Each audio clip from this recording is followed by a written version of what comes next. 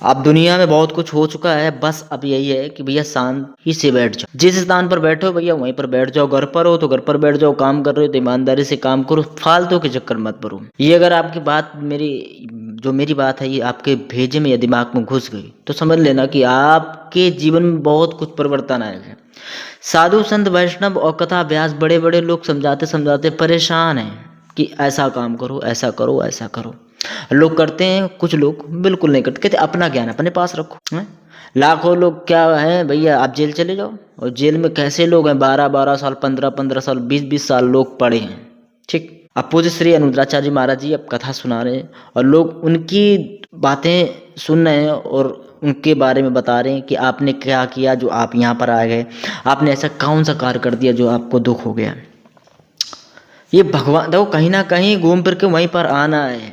जैसे कि अब देखो बात, बहुत से लोग हैं क्या करते हैं, मुझे नहीं विश्वास है पूजा में, मैं क्यों जल चढ़ाऊँ, मैं क्यों पूजा करूँ, मैं क्यों उपासना करूँ, मैं क्यों माला करूँ, मैं क्यों जप करूँ है। और लोगों के ऐसे लोगों के तो साधु संत क्या कहते कि मोह माया को त्यागो। अब ये नहीं कहते कि मोह माया बिल्कुल ख़त्म करो, भैया उतनी मोह माया मत रखो कि यहाँ पर दर्द हो, उतनी मोह माया रखो यानी जाने की जब बारी हो उतनी महसूस ना हो। ये बात है और बात कुछ नहीं। कोई नहीं कहता है कि भैया अपना घर छोड़ो, कोई नहीं कहता है कि आप पैसा छोड़ो, कोई नहीं कहता कि आप अपनी नौकरी छोड़ो, कोई नहीं कहता ऐसा। कोई व्यास या संत कोई नहीं बोलता। मोह माया का मतलब कुछ समझता नहीं, जो आता है सब बोल के चला जाता है। जैसे कि अभी मैं नेक्स्ट वीडियो देख रहा था, उसमें ये कह रहा था कि साधु संत कहते कि मोह माया त्यागो, और 7 दिन के बाद जब कथा विराम होती है और जो उनको लिफाफा मिलता है खुद समेट के लेकर चले जाते हैं। क्या उनके बच्चे नहीं है, क्या उनका परिवार नहीं है, हैं? और जो उनके साथ 10 लोग 20 लोग जो चल रहे हैं उनकी रोजी रोटी नहीं है। आपको मैं बता दूं, टिप्पणी करने वाले बहुत सारे लोग मिल जाते हैं। इतने लोगों की ऐसी मानसिकता हो गई ना कि उनके माइंड में भर चुका है कि ये ऐसा करते हैं, ये ऐसा करते हैं, ये इतना लेते हैं, ये इतना लेते हैं। अरे भाई जी, भगवान के नाम पर, धर्म के नाम पर अगर कुछ निकालोगे तो कम नहीं पड़ेगा खजाने में, और नहीं निकालोगे ना पूरा खत्म हो जाएगा। तो ये कहना बंद करिए, उंगली उठाना बंद करो।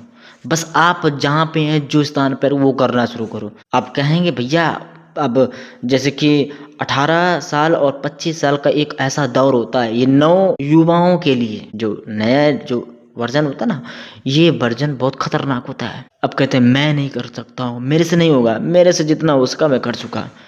कैसे नहीं होगा?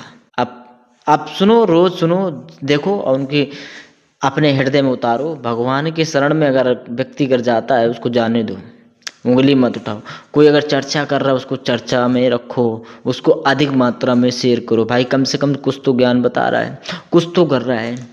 हम नहीं कर रहे हैं, हम कम से कम सुन तो रहे हैं। हमारा पैसा जा रहा है कि हमारा पैसा लग रहा है, लोग नहीं सुनेगा। फालतू की बातें, इतनी निष्ठा हो गई कि संसार में लोग सबसे ज्यादा उन्हीं को सुन रहा है और उन्हीं को देख रहा है।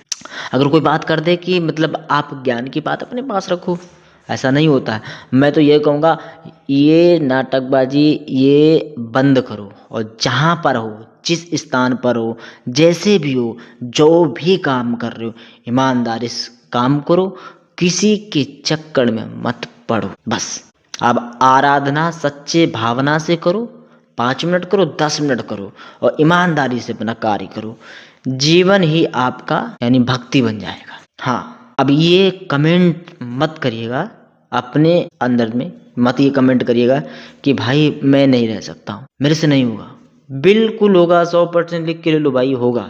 करके देखो, क्यों नहीं होगा। आप जब करना प्रारंभ करते तो होगा तो होगा। अब मानोगे नहीं कि जिंदगी का एक दौर ऐसा आता है जब लोग टूट जाता है। टूटने का मतलब समझ रहे हो, यानी एक ऐसी चीज़ होती है जो टूट